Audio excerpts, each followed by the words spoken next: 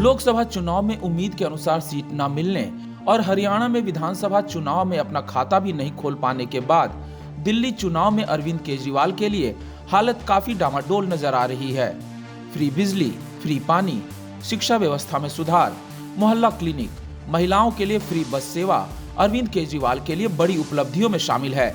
तो वहीं शराब आबकारी नीति घोटाला, जमुना की सफाई और दिल्ली में बढ़ता प्रदूषण केजरीवाल के लिए गले की हड्डी बनी हुई है और बीजेपी जोरदार तरीके से इन मुद्दों को उठा भी रही है।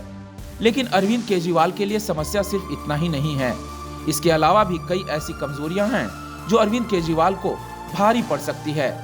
आइए एक एक करके हम आपको बताते हैं। अंदरूनी कलह और साथियों का बिछड़ना। अरविंद केजरीवाल ने राजनीति में अपने साहस और दूरदृष्टि से एक अलग पहचान बनाई, लेकिन उनके साथ नजदीकी सहयोगियों का समय के साथ दूर होना लगातार बना रहा।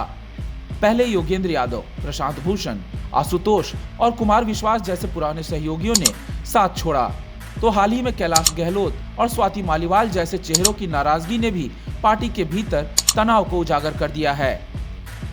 स्वाति मालीवाल के मामले में यह चर्चा रही कि अरविंद केजरीवाल मामले को सुलझा सकते थे, लेकिन उन्होंने ऐसा नहीं किया। यह उनके नेतृत्व पर सवाल खड़ा करता है। स्वाति मालीवाल ने कई बार समझौते के लिए संकेत भी दिए, लेकिन बात कोर्ट कचहरी तक पहुंच गई। वहीं कैलाश गहलोत की नाराजगी के बाद हालांकि केजरीवाल ने राघवेंद्र शौकीन को मंत्री बनाकर स्थिति संभालने की कोशिश की, लेकिन यह फैसला जाट समुदाय में गहलोत के प्रभाव की तुलना में काफी कमजोर साबित हो सकता है। गहलोत जैसे नेता का नुकसान केवल एक मंत्री खोने भर का मामला नहीं है, ये इस बात का भी प्रतीक है कि आपको अब केवल बाहरी चुनौतियों का ही सामना नहीं करना है, बल्कि पार्टी के भीतर असंतोष और दरारें भी एक बड़ी समस्या बन रही है। संजय सिंह और राघव चड्ढा की चुप्पी। संजय सिंह और राघव चड्ढा जो पहले आपकी आक्रामक आवाज हुआ करते थे, अब वैसी ऊर्जा नहीं दिख रही है। संजय सिंह की जेल से रिहाई के बाद उनकी सक्रियता में कमी और राघव चड्ढा की अनुपस्थिति सवाल खड़े कर रही है। क्या आतिशी को सीएम बनाना एक गलत दाव है? आतिशी को कार्यवाहक मुख्यमंत्री बनाना एक साहसिक कदम माना गया, लेकिन इसे सही तरीके से संभाला नहीं गया। इस फैसले से पार्टी को अपेक्षित फायदा नहीं हुआ, बल्कि विरोधियों को नए मुद्दे मिल गए।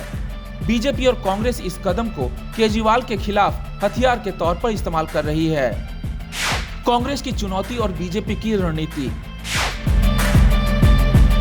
दिल्ली में कांग्रेस ने भी अपनी स्थिति मजबूत की है। कई सीटों पर कांग्रेस के उम्मीदवार आम आदमी पार्टी के लिए बड़ी मुश्किल खड़ी कर सकते हैं। वहीं बीजेपी ने भी अपनी रणनीति में बदलाव करते हुए आक्रामक प्रचार शुरू कर दिया है। 70 सीटों पर केजरीवाल की रणनीति। अरविंद केजरीवाल ने सभी 70 सीटों पर खुद को चेहरा बनाने की योजना बनाई है, लेकिन ये प्रयोग उल्टा भी पड़ सकता है। बीजेपी ने इस तरह की रणनीति मोदी के नाम पर अपनाई थी और सफल भी रही, लेकिन आपके लिए ये रणनीति कितनी कारगर होगी, ये तो वक्त ही बताएगा। इसमें दो राय नहीं कि आम आदमी पार्टी और अरविंद केजरीवाल की छवि पहले की तुलना में काफी धूमिल हुई है और उनकी पार्टी के लिए दिल्ली चुनाव किसी अग्नि परीक्षा से कम नहीं है। और अगर इन कमजोरियों को दूर नहीं किया गया तो पार्टी को भारी नुकसान उठाना पड़ सकता है।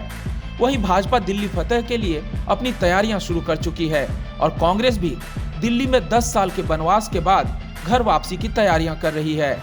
ऐसे में अब देखना ये होगा कि आपके कोर वोटर किधर की ओर जाते हैं।